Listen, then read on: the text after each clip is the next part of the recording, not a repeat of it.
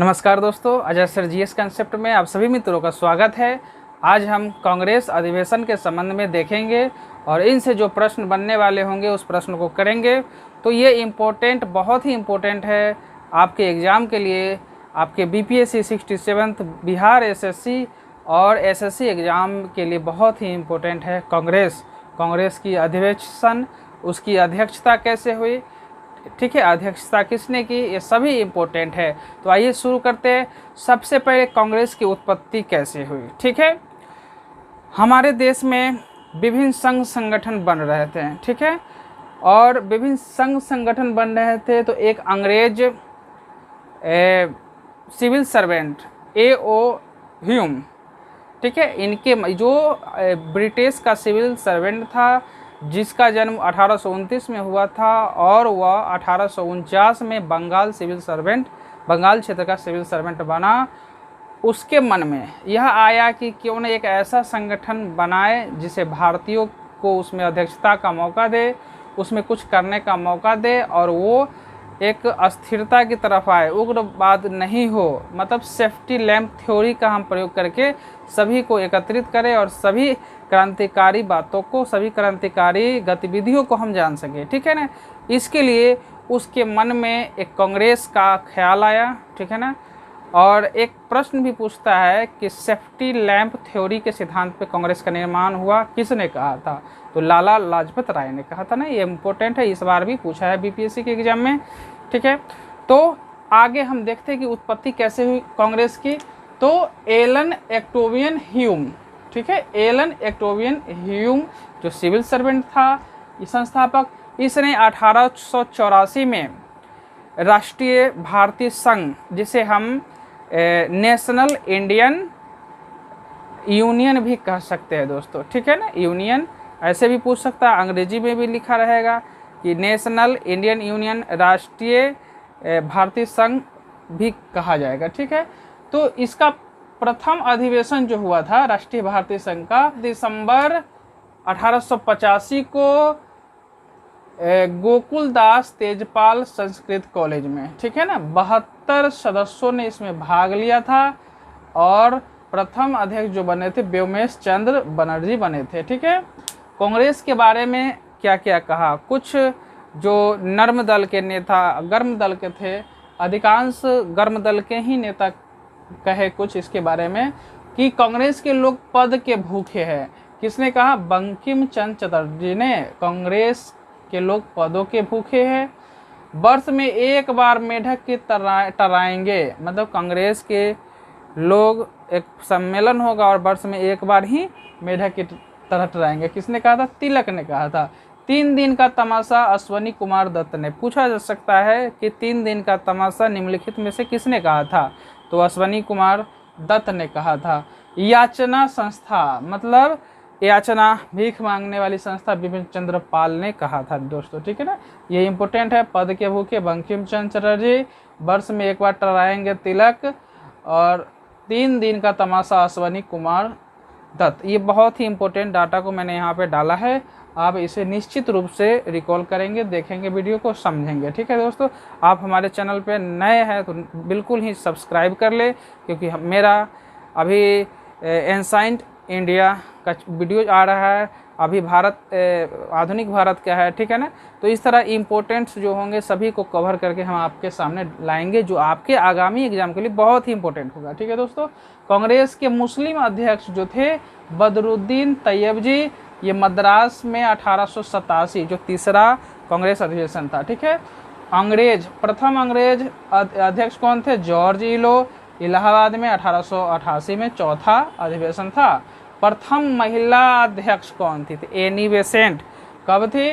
कलकत्ता में 1917 में 32वां अधिवेशन था दोस्तों। अब ये प्रथम महिला, लेकिन ये भी तो प्रश्न आ सकता है कि प्रथम भारतीय महिला कौन थी अध्यक्ष, ठीक है।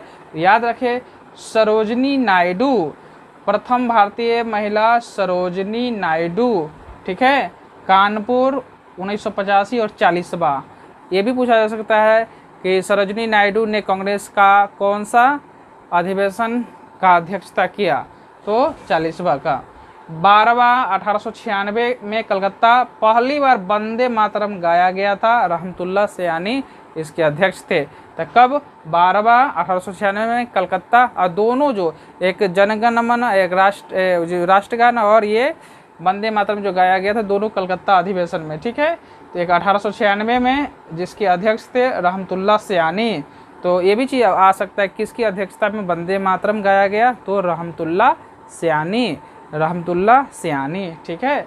अब 22वां 1906 में कलकत्ता में हुआ था स्वराज, जिसकी अध्यक्षता DBN दादा भाई नौरोजी, ठीक है। 22वां 1906 में कलकत्ता में, जिसमें स्वराज शब्द का पहली बार इन्होंने प्रयोग किया, पहली बार, ठीक है। ये भी प्रश्न आता है कि पहली बार प्रयोग स्वराज के किस अधिवेशन में किया गया, तो 1906 के कलकत्ता अधिवेशन में, ठीक है। अध्यक्षता किसने की थी? दादा भाई नौरोजी ने। अब 23वां अधिवेशन जो हुआ था 1907 में, रास बिहारी बोस, इसमें कांग्रेस 2 भागों में बट गया था। नहीं, प्रथम विभाजन इसी में हुआ, गर्म दल और नर्म दल में हो गया, ठीक है। अब आगे है 26वां 1911 में बिशन नारायण धर, जन गण मन, ठीक है ना, अध्यक्ष कौन थे? तो 26वां यहाँ पे देखे दोस्तों, 26वां यहाँ पे 12वां, मतलब 12 दूना 24 और 2 जोड़ दीजिए, ठीक है ना, 12 दूना 24 और 2 26वां हो गया, जिसके अध्यक्ष, जिसमें जन गण मन गाया गया था, अध्यक्ष बिशन नारायण धर थे। और इसमें जो वंदे मातरम गाया गया था रहमतुल्लाह सयानी, जो 12वां था, ठीक है ना, 12वां था, रहमतुल्लाह सयानी, वंदे मातरम गाया गया।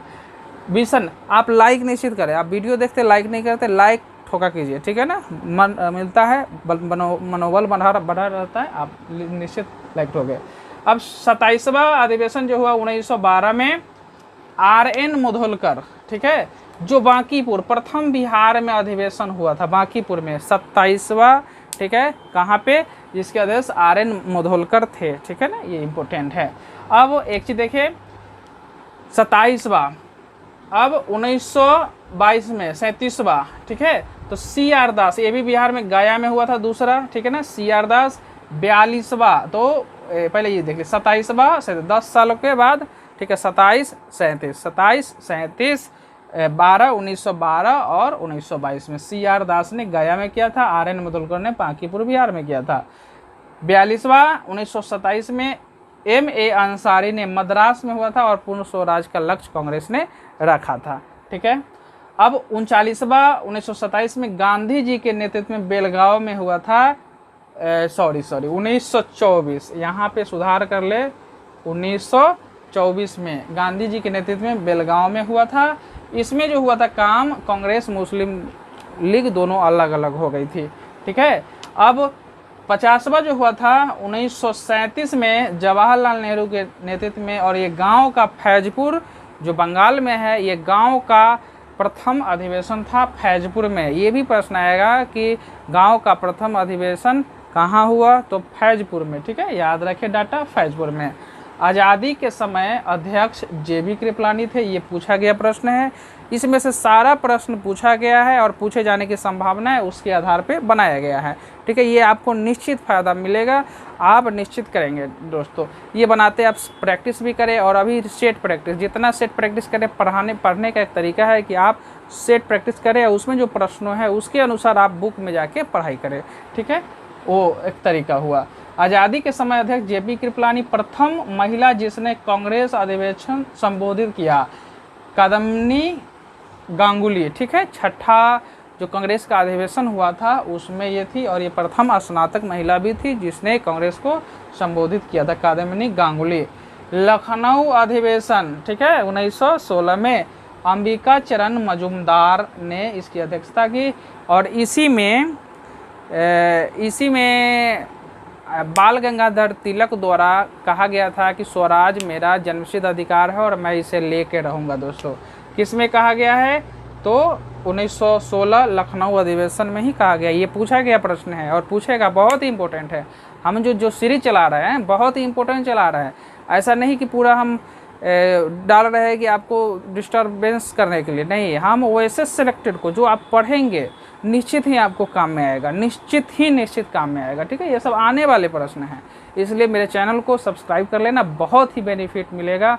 आप हमें मैसेज करोगे, ठीक है ना, आप सफलता निश्चित पाओगे, ठीक है दोस्तों, ये चीज़ है। अब इसको लखनऊ हो गया। त्रिपुरी में 1939 में पहले सुभाष चंद्र बोस बने, फिर महात्मा गांधी के सजेशन से हटा के राजेंद्र प्रसाद को बनाया गया। तो इससे क्षुब्ध आकर सुभाष चंद्र बोस ने क्या किया, इस्तीफा दे दिया और 1949 में फॉरवर्ड ब्लॉक की स्थापना कर डाला, ठीक है, फॉरवर्ड ब्लॉक की स्थापना कर डाला, ठीक है, फॉरवर्ड ब्लॉक की स्थापना कर डाला। अब grand old man of India इसी बार पूछा था, ठीक है ना, कौन कहे जाते हैं, डीबीएन कहे जाते हैं, मतलब दादा भाई नौरोजी। सबसे ज़्यादा समय तक अध्यक्ष रहने वाले मौलाना अबुल कलाम आज़ाद 1940 से 45, और सबसे कम उम्र के अध्यक्ष रहने वाले यही है मौलाना अबुल कलाम आज़ाद, और ये भारत के प्रथम शिक्षा मंत्री भी होने का गौरव प्राप्त हुआ मौलाना अबुल कलाम आज़ाद को। तो ये इम्पोर्टेंट डाटा है, इससे इतर कुछ नहीं आएगा, सारा चीज़ का समावेशन है। तो इसका आप स्क्रीनशॉट ले और हमारे साथ बने रहे। नए हैं तो बिल्कुल कह रहा हूँ मैं कि आप सब्सक्राइब कर ले, आपको बेनिफिट बहुत मिलेगा, निश्चित रूप से आप सफलता पाएंगे, मेरी गारंटी है। धन्यवाद मित्रों।